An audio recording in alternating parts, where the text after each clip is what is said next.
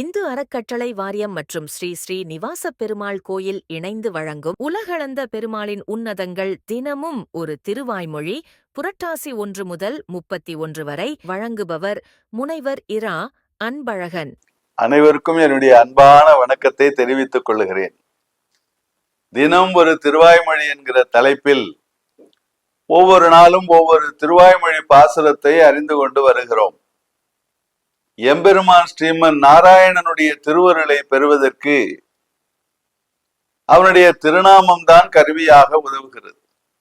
ஆஞ்சநேய பகவான் கடலை தாண்டி தாவி இலங்கையிலே குதிப்பதற்கு ராம என்கிற திருநாமம் தான் எனக்கு உதவிச்சுன்னு சொல்றார். துரியோதனனுடைய சபையில தனக்கு நேர இருந்த கொடுமையில இருந்து பாஞ்சாலி கோவிந்தா என்கிற நாமத்தை உச்சரித்துத்தான் நான் அந்த சோதனையிலே வென்றேன்னு சொல்றாங்க.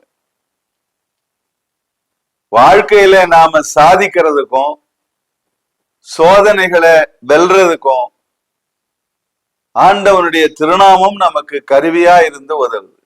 எங்கும் நிறைந்த எம்பெருமானுடைய திருநாமங்கள் ஆயிரக்கணக்கில் இருக்கு. அவைகள்ல மாதவன் என்பதும் ஒன்று.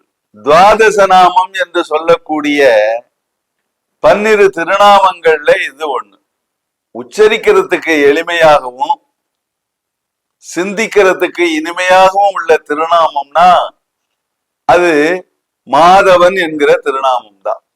மாதவன் என்றதே கொண்டு என்னை இனி இப்பாற்பட்டது யாதவங்களும் சேர்கொடேன் என்று என்னுள் புகுந்து இருந்து தீது அவம் கெடுக்கும் அமுதம் செந்தாமரை கண் குன்றம் கோது அவம் இல் என் கண்ணல் கட்டி எம்மான் என் கோவிந்தனே என்பது அந்த பாசுரம். இந்த பாசுரத்துல மாதவன் என்றதே கொண்டுனர். என்றதே என்பதற்கு என்ன பொருள் கேட்டால், வேறு எந்த ஒரு பக்தி நெறியோ தொண்டு நெறியோ எதுவுமே இல்லாமல் மாதவன் என்ற திருநாமத்தை உச்சரித்தது ஒன்றையே கொண்டு என்னுள் வந்து புகுந்தான். இனி எந்த விதமான பாவங்களும் உன்னை வந்து சேர விடமாட்டேன் என்று சொன்னான் அப்படிங்கிறார். இனி இப்பாற்பட்டதுன்னு சொன்னார் ஆழ்வார். இனி இப்பாற்பட்டதுன்னா என்ன அர்த்தம்னா, இது முதல் கொண்டு இனி அப்படின்னு பொருள்.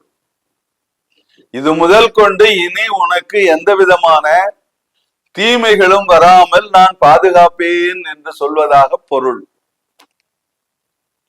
வியாக்கியானகர்த்தா ஒரு உதாரணம் சொன்னார். ஒரு பெரிய அணைக்கட்டு, அணையின் மேல நிக்கிறோம். ஒரு பக்கம் தண்ணி அணையில இருந்து ஓடுது, மறுபக்கம் தண்ணீர் அணையில தேங்கி நிக்குது. இந்த அணையை விட்டு ஓடுற தண்ணீர் இருக்க, அது நம்முடைய கடந்த கால வாழ்க்கை மாதிரி. அணையில தேங்கி நிற்கிற தண்ணீர் இருக்க, அது நம்முடைய எதிர்கால வாழ்க்கை மாதிரி. இப்போ நம்மை வந்து சேர்ந்த எம்பெருமான் நாம் இனி அனுபவிக்க இருக்கிற எதிர்கால வாழ்க்கையில நமக்கு துணையாக இருப்பேன் என்று இங்கே உறுதியா சொல்றார். நம்முடைய எதிர்கால வாழ்க்கையை நாம் நல்ல முறையிலே பயன்படுத்தி கொண்டு எம்பெருமானுடைய திருவருளால் உலகியல் வாழ்க்கையை நல்ல முறையிலே செம்மையாக அமைத்து கொண்டு வாழ்வதற்கு அவன் அருள் புரிகிறான் என்று இதற்கு நாம பொருள் கொள்ள வேண்டும். மாசு மறு இல்லாத இறைவனுடைய திருமேனியை மனத்துல நிறுத்தி சிந்திக்க சிந்திக்க அவன் தூசு துகள் இல்லாத கரும்பு கட்டியை போல நமக்கு இனிக்கக்கூடியவனாக இருப்பான் என்பதை இதிலே சொல்றார். வணக்கம்.